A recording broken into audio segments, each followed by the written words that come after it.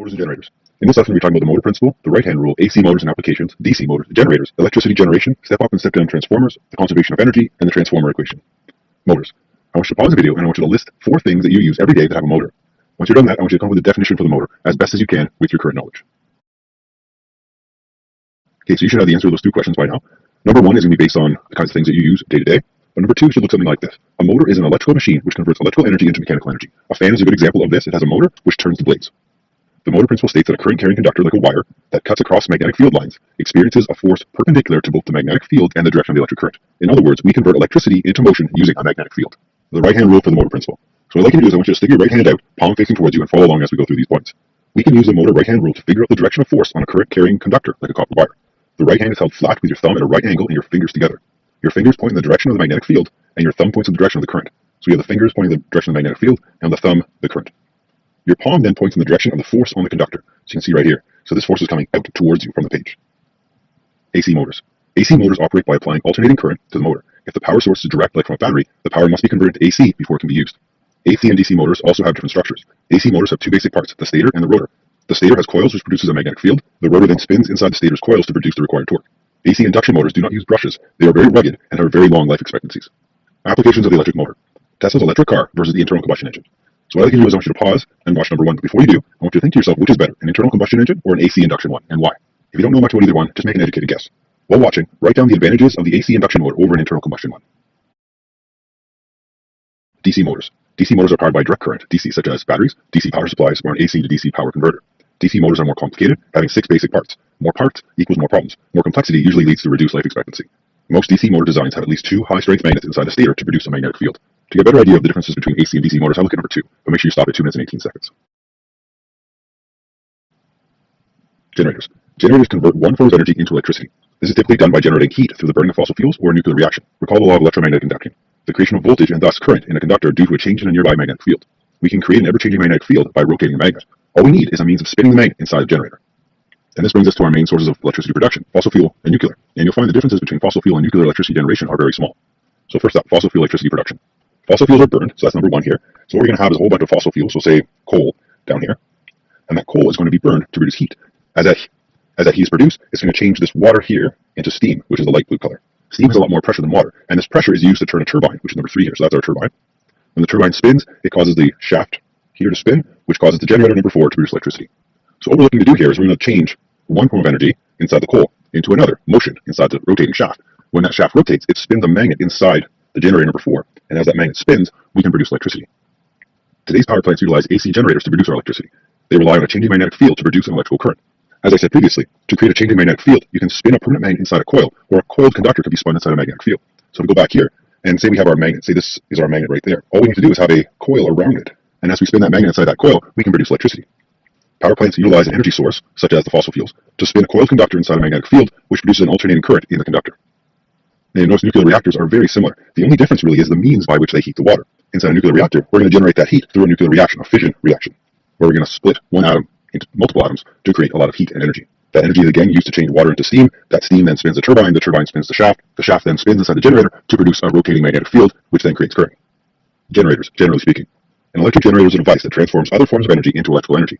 These other forms of energy typically include thermal, heat, gravitational, position, or kinetic motion. Windmills utilize the energy from the wind to spin their blades. So just like we're generating motion in the turbine using the steam, we're going to generate motion using the wind. So the wind comes along, spins the turbine blades. As the turbine blades spin, they're going to cause motion inside the turbine's main chamber.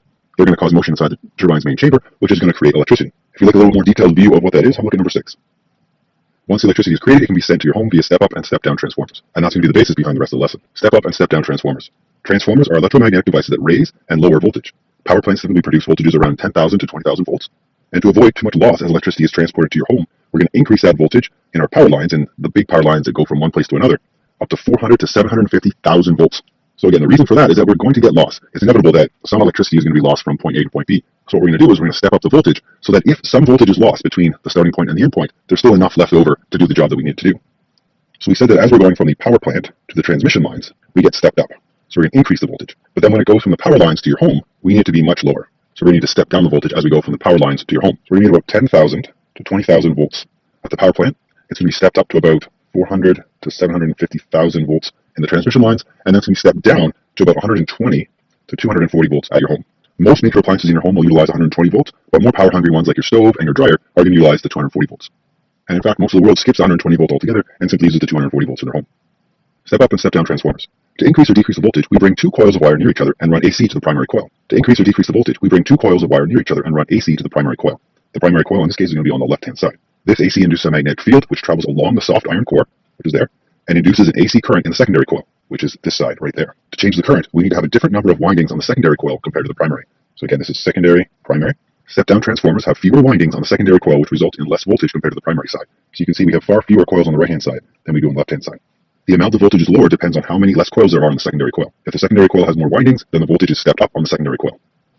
Why does the voltage increase or decrease? When the secondary coil has more or less loops, the voltage will be different from the primary coil. But why? So think about it like a circuit. Each loop on the secondary side is like a small battery connected in series. The more batteries you have, the more voltage you have. For instance, if you place two 3-volt batteries in series, your circuit will receive 6 volts. The more loops, the more voltage. Less loops will result in less voltage. So you can see if we put 3 batteries in series like we have on the right-hand side, 1.5 plus 1.5 plus 1.5 is going to give us 4.5. So each one of those loops in that coil is like a small battery. So in this case, it would be like 1.5, 1.5, and so on. So when we add these all up, that's going to be more voltage than if we have fewer loops.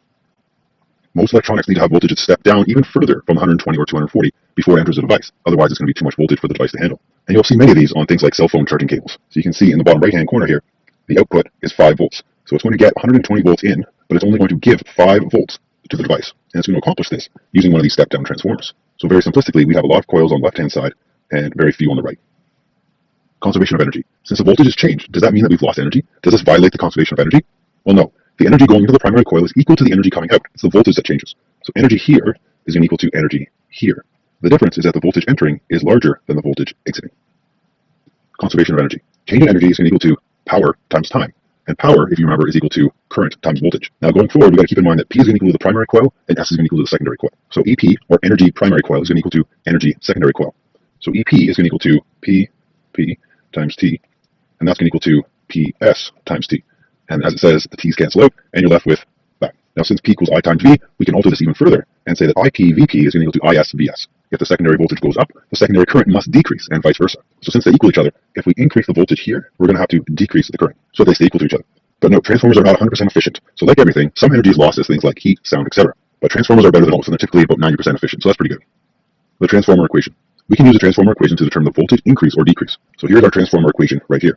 Keeping in mind that NP is going to be the number of windings on the primary, so we can think of this as number primary, and this is going to be number secondary. So this gives us 3 main equations to work with. Check understanding. A step-down transformer used in an adapter for a phone has a primary voltage of 120 volts. So VP is equal to 120 volts. There are 350 windings in the primary coil. There are 350 windings in the primary coil, and 21 windings in the secondary coil. Calculate the voltage in the secondary coil.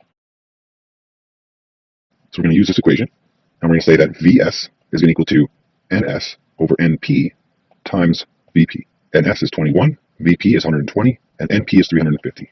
And that equals to 7.2 volts. And that's our final answer. Check your understanding. A medical device utilizes a step-up transformer to change the 120 volt input into the required 200,000 volt output. The primary has 40 loops and draws a current of 15.0 amps when in use. What is the number of loops in the secondary coil? And find the current output in the secondary coil. Okay, so let's write down what we have. We're going to break this down into primary and secondary. So we're going to say the voltage primary is going to be 120, and the voltage secondary is 200,000. The number of loops in the primary is 40. We know that the I primary is 15. We are looking for the number of loops in the secondary and the current in the secondary. So A, what is the number of loops in the secondary coil? So that's going to be solving for that and that. Now, is there an equation we can use that has 3 variables and only the one missing? Yes, we can use the one on the right. VS we know is 200,000, so it's A, 200,000 divided by VP, which is 120, equals to NS, which is the question, over NP, which is 40. And S is going to equal to 200,000 divided by 120 times 40. And that equals to 66666.7 loops, which is equal to 6.7 times 10 to the 4 loops, and we're going to use 2 stadics in our answer. Now B asked, what is the current output of the secondary coil? So we're looking for IS, and we're going to be able to use this equation right here. We're going to solve for IS. IS is going to equal to NP divided by NS times IP, because we're going to multiply that up here, and we're going to use the full answer so that we avoid any rounding errors. And we're going to put our numbers in. We're going to say that IS is going to equal to NP, which is 40, divided by NS, which we just found, 66666.7, and we're going to multiply that by IP, which is 15, and that equals to 0.0090 amps. Check understanding. A step-down transformer used in the adapter for a cell phone charger has a primary voltage of 120 volts and a secondary voltage of 8 volts. The current in the primary coil is 0.20 amps. Calculate the current in the secondary coil. So we have VP is equal to 120 volts, we have VS is equal to 8 volts, and we have IP equaling to 0.2 amps. What we're looking for is IS. That's our question. So we can say that IS is going to equal to IP times VP divided by VS.